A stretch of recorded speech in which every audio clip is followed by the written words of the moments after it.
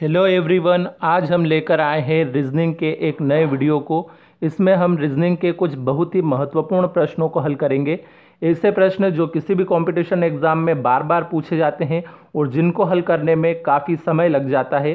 तो ऐसे प्रश्नों को हल करने की आज हम बहुत ही आसान ट्रिक भी देखने वाले हैं, जिसकी सहायता से हम प्रश्न को कुछ ही सेकंड में सॉल्व कर सकते हैं। तो शुरू करते हैं हमारा ये वीडियो स्टार्ट करने से पहले यदि आपने अभी तक हमारे चैनल को सब्सक्राइब नहीं किया है तो सब्सक्राइब कर लें और बेल आइकन को प्रेस कर दें, ताकि आने वाले हर वीडियो का नोटिफिकेशन आपको प्राप्त हो सके। और वीडियो को अधिक से अधिक लाइक एवं शेयर जरूर करें। और अगर आपने अभी तक हमारे पिछले वीडियो नहीं देखे हैं तो डिस्क्रिप्शन में रीजनिंग के जो वीडियो है उनकी प्लेलिस्ट की लिंक दी गई है, वहाँ से आप वो सारे वीडियो देख सकते हैं। तो शुरू करते हैं हमारा ये वीडियो। इसमें सबसे पहला प्रश्न हमारे पास यहाँ पे दिया है, यदि E बराबर 5 है, DARK बराबर 34, तो LIGHT बराबर कितना होगा। तो सबसे पहले अगर हम यहाँ पे इस प्रश्न के अंदर देखें तो E बराबर 5 दिया है। हम जानते हैं कि ABCD में E कौन से स्थान पर होता है, 5वें स्थान पर ही होता है। तो यहाँ E बराबर 5 उस प्रकार से दिया है। अब हम DARK में सभी अक्षरों को देखेंगे कि ये कौन से स्थान पे आते हैं। तो सबसे पहले हम देखते हैं इस D को।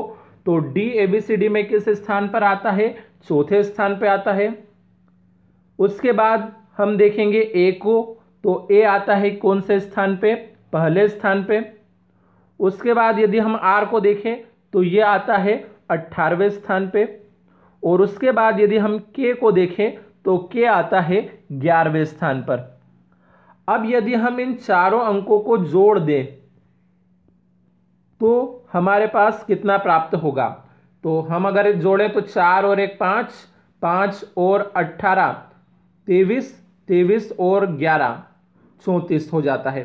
तो ये DARK बराबर 34 किस प्रकार से आया है, DARK में जितने भी अक्षर है उनके वो कौन से स्थान पर आते हैं उन्हें लिखकर हमने जोड़ दिया, तो ये 34 प्राप्त हो गया।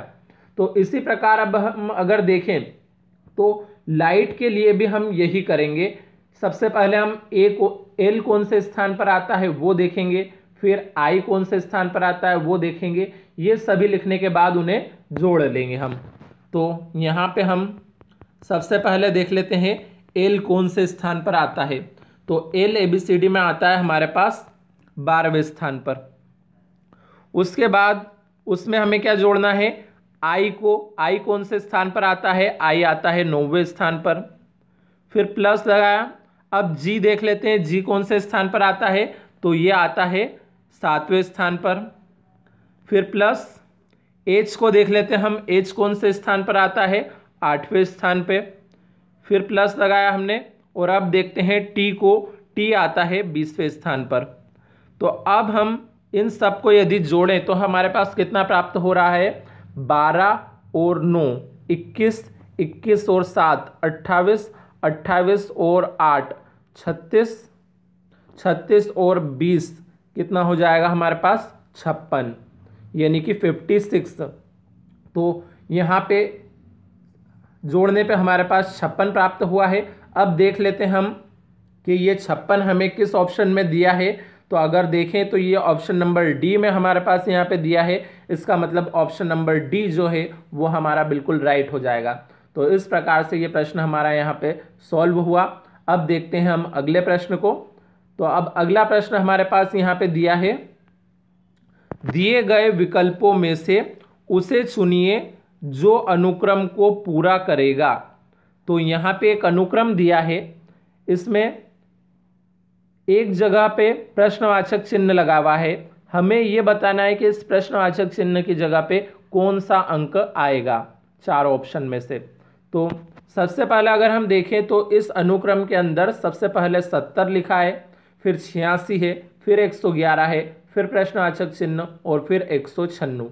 तो अगर हम देखें यहाँ पे तो 70 से 86 लिखा हुआ है, 70 के बाद 86, यानी कि क्या किया गया है, 70 के अंदर कितना जोड़ा गया होगा कि 86 प्राप्त हुआ। तो अगर हम 70 के अंदर 16 जोड़ते हैं, 70 के अंदर हम कितना जोड़ते हैं, 16 जोड़ते हैं तो हमारे पास क्या आ जाता है, 86 आ जाता है। तो 16 जोड़ा गया है इस बार। अब अगर हम देखें तो 86 में कितना जोड़ने पे 111 बनता है, तो 86 में अगर हम देखें तो 25 जोड़ने पे 11 बनता है। तो पहले 16 जोड़ा गया है, फिर 25 जोड़ा गया है। अब अगर हम 111 में कितना जोड़ने पे यहाँ पे कोई संख्या आ सकती है, तो अगर हमें वो पता करना है तो सबसे पहले ये जो आगे कौन सी संख्या जोड़ी गई थी इन पर गौर करते हैं। पहली बार में 16 जोड़ा गया था, दूसरी बार में 25 जोड़ा गया। अब अगर यहाँ पे तो दोनों अंक अलग अलग है, पर अगर हम गौर करें तो 16 क्या होता है, 16 होता है 4 का स्क्वायर। इसी प्रकार अगर हम देखें 25 को, तो 25 क्या होता है, 5 का स्क्वायर। तो अब यहाँ पे 4 का स्क्वायर एक बार जोड़ा गया, अगली बार में 5 का स्क्वायर जोड़ा गया। तो अब उसके अगली बार में हम क्या सोच सकते हैं कि 6 का स्क्वायर जोड़ दें। तो 6 का स्क्वायर कितना होता है, 6 का स्क्वायर हम जानते हैं कि 36 होता है। तो अगर हम 111 में 36 जोड़ें तो प्रश्नवाचक चिन्ह की जगह पे हमारे पास यहाँ पे कोई संख्या आ जाएगी। तो अब 111 में अगर हम 36 जोड़ते हैं तो कितना प्राप्त होता है हमारे पास, तो प्राप्त होता है 147। 111 में यदि हम 36 को जोड़ते हैं तो कितना प्राप्त होता है, 147। तो यहाँ प्रश्नवाचक चिन्ह की जगह 147 आ जाएगा। अब हम आगे भी और चेक कर लेते हैं कि इस 147 में कितना जोड़ने पे 196 बना होगा। तो अभी तक हमने 4 का, 5 का और 6 का स्क्वायर जोड़ा, यानी कि अब 147 में हमें किसे जोड़ना होगा, 7 के स्क्वायर को जोड़ना पड़ेगा। तो 7 का स्क्वायर कितना होता है, 49। तो आप 147 में 49 जोड़कर देख लीजिए कितना आ जाएगा, 196 आ जाएगा, क्योंकि 147 में यदि 49 जोड़ते हैं तो 196 आता है। इसका मतलब हमें यहाँ प्रश्नवाचक चिन्ह की जगह पे क्या लिखना है, यही 147 लिखना है। तो 147 को हम देख लेते हैं कि ये हमें कौन से ऑप्शन में दिया है। तो ये दिया है हमें ऑप्शन नंबर डी के अंदर। इसका मतलब इसका भी कौन सा ऑप्शन यहाँ पे सही हो जाएगा, ऑप्शन नंबर डी बिल्कुल राइट हो जाएगा। तो इस प्रकार से ये हमारा दूसरा प्रश्न भी यहाँ पे सॉल्व हुआ। अब आगे के प्रश्नों के लिए मिलते हैं अगले वीडियो में कुछ नए प्रश्नों के साथ। तब तक के लिए धन्यवाद।